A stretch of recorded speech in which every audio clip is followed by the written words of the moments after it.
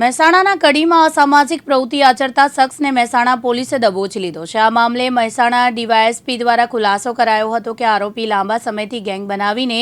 ગુનાને અંજામ આપતો હતો। લાંબા સમયથી પોલીસ આ શખ્સ ઉપર નજર રાખી રહી હતી। મહેસાણા જિલ્લાની અંદર જે વર્ષોથી જુદા જુદા ગુના આચરવાની ટેવવાળી જે ટોળકીઓ છે, સિન્ડિકેટ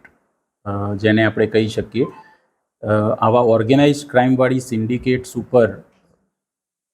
એકદમ એમને નેસ્ત નાબૂદ કરવાની અને વિસ્તારની અંદર કાયમ માટે થઈ અને શાંતિ થાય તે માટે થઈ અને જે ઉપરી અધિકારીઓ તરફથી સૂચનાઓ મળે છે તે અનુસંધાને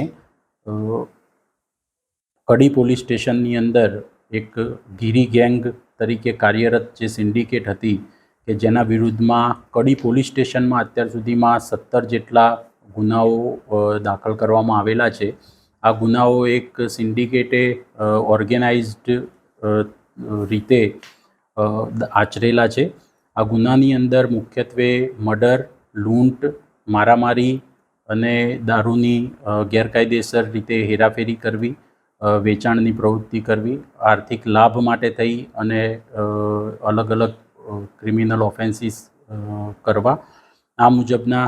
ગુનાઓ આચરેલા છે। આ ગેંગ વિરુદ્ધ પોલીસે અત્યાર સુધી ગુના દાખલ કરી અને કાર્યવાહી કરેલી જ છે, જેની અંદર 2019ની અંદર આ ગેંગના વિરુદ્ધમાં એક 302 મર્ડરનો ગુનો દાખલ થયેલો હતો, જેના ટ્રાયલ દરમિયાન આના જે 2 આરોપી હતા, કાજી અલ્ફાઝ ઉર્ફે મકો અને ઇરફાન ઉર્ફે ગીરી, જે બંને કોર્ટની અંદર સાથ સહકાર ન આપી અને નાસ્તા ફરતા હતા, જેના વિરુદ્ધની અંદર ધરપકડ વોરંટ કોર્ટ તરફથી ઇસ્યુ કરવામાં આવેલું હતું। આ ધરપકડ વોરંટની બજવણી કડી પોલીસ દ્વારા અવારનવાર કરવાનો પ્રયત્ન કરવામાં આવેલો હતો, પરંતુ તેઓ હાથમાં આવતા ન હતા। જે પૈકી જે કાજી અલ્ફાઝ ઉર્ફે મકો છે તેને પોલીસે 7મા મહિનામાં એટલે કે જુલાઈ મહિનામાં આ વર્ષે ધરપકડ કરી અને કોર્ટની અંદર રજૂ કરેલો હતો। ત્યારબાદ જે બાકી રહેલ આરોપી હતો મલેક ઇરફાન ઉર્ફે ગીરી, તેને અટકાયત કરવા માટે થઈ અને પોલીસે માનનીય જે ડીજીપી સાહેબ અને આઈજીપી સાહેબ દ્વારા એક ક્રિમિનલ ટ્રેકર અને વોચર્સ માટેનો એક અલગ પાયલોટ પ્રોજેક્ટ, એક પેટ પ્રોજેક્ટ ચલાવવામાં આવી રહેલ છે, જેની અંદર વિસ્તારમાં જે આવા હિસ્ટ્રી શીટર્સ છે, જે MCR છે અને જે આવા વારંવાર ગુનાની પ્રવૃત્તિની અંદર સંડોવાયેલ માણસો છે, તેમની પ્રવૃત્તિઓ ઉપર રોજબરોજ ધ્યાન રાખવાનું અને એના માટે થઈ અને ડેડિકેટેડ પોલીસ કર્મીઓ આપેલા હતા કે જે પર્ટિક્યુલર એ માણસોની એક્ટિવિટી ઉપર જ ધ્યાન રાખે। તો આવી રીતે અમે આ જે વ્યક્તિ છે ગીરી, મલેક ઇરફાન ઉર્ફે ગીરી, તેના ઉપર અમારા એક વોચર ટ્રેકર તરીકે PL વાઘેલાએ દીપક કુમાર કરીને જે અમારા એક LRD હતા તેમને રાખેલા હતા અને તેઓએ જે એમની આ કામગીરી હતી તે દરમિયાન તેમને જાણ થયેલી હતી કે આ જે મલેક ઇરફાન છે ગીરી, તે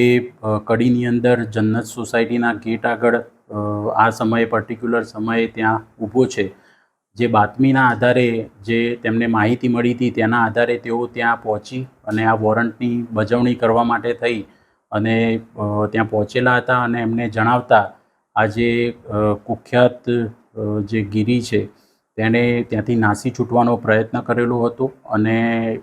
તેને પકડવા જતાં તેણે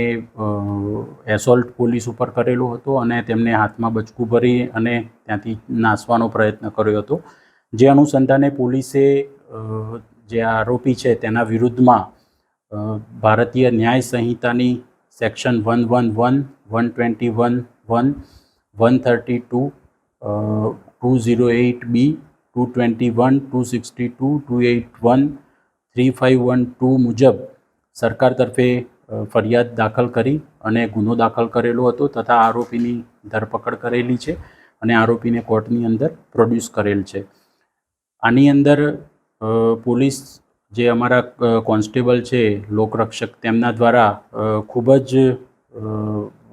બહાદુરીભર્યું કામ કરવામાં આવેલું છે અને પીઆઈ શ્રીએ જે ડીજી સાહેબ તરફથી જે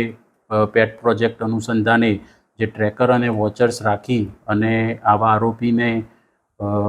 ગેરકાયદેસર પ્રવૃત્તિઓ રોકવા માટે થઈ અને ખૂબ જ સરાહનીય કામગીરી કરેલી છે. આ સિવાય અન્ય જે બીજી ગેંગ કડીની અંદર સક્રિય છે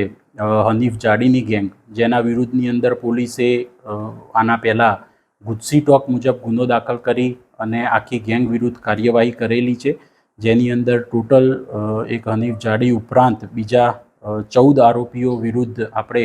ગુજસી ટોક મુજબ ગુનો દાખલ કરેલો હતો અને તેના ઉપર ઓલરેડી અત્યારે એ લોકો એની અંદર ટ્રાયલની અંદર ચાલી રહેલ છે. પરંતુ જે અત્યાર સુધી ગુજસી ટોક મુજબ કાર્યવાહી કરવાની થતી હતી તે જ કાર્યવાહી હવે આપણે ભારતીય ન્યાય સંહિતાનું જે નવા આપણા કાયદા અમલમાં આવ્યા છે તેની અંદર સેક્શન 111 ભારતીય ન્યાય સંહિતા અનુસાર ઓર્ગેનાઇઝડ ક્રાઇમ આચરતી આવા સિન્ડિકેટ ઉપર આપણે ગુજસી ટોકના બદલે આ જે સેક્શન છે તેનો યુઝ કરી અને કાર્યવાહી કરી શકીએ છીએ, જે અનુસંધાને પોલીસે અત્યારે ગુનો દાખલ કરેલો છે. તથા આ જે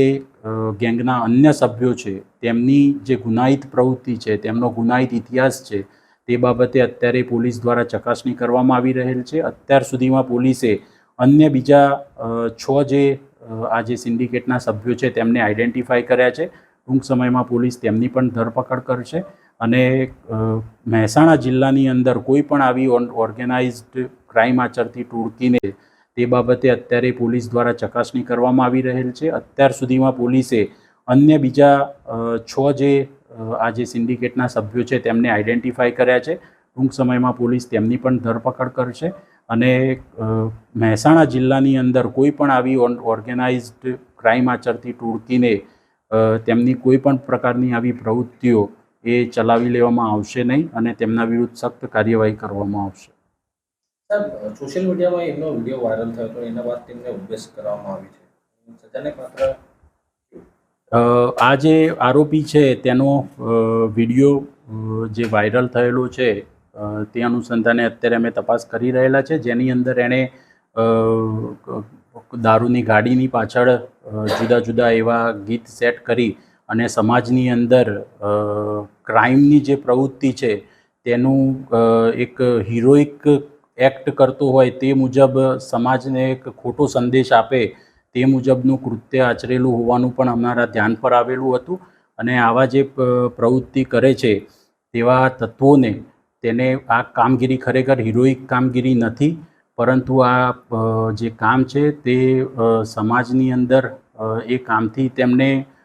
સમાજ તેમને નિંદનીય દ્રષ્ટિએ જોવો જોઈએ તે માટે એક્ઝામ્પલ સેટ કરવા માટે થઈ અને પોલીસ જે કંઈ પણ કાર્યવાહી કરવાની હશે તે કરશે. અનુપસિંહ ચાવડા, દિવ્યાંગ ન્યૂઝ, મહેસાણા.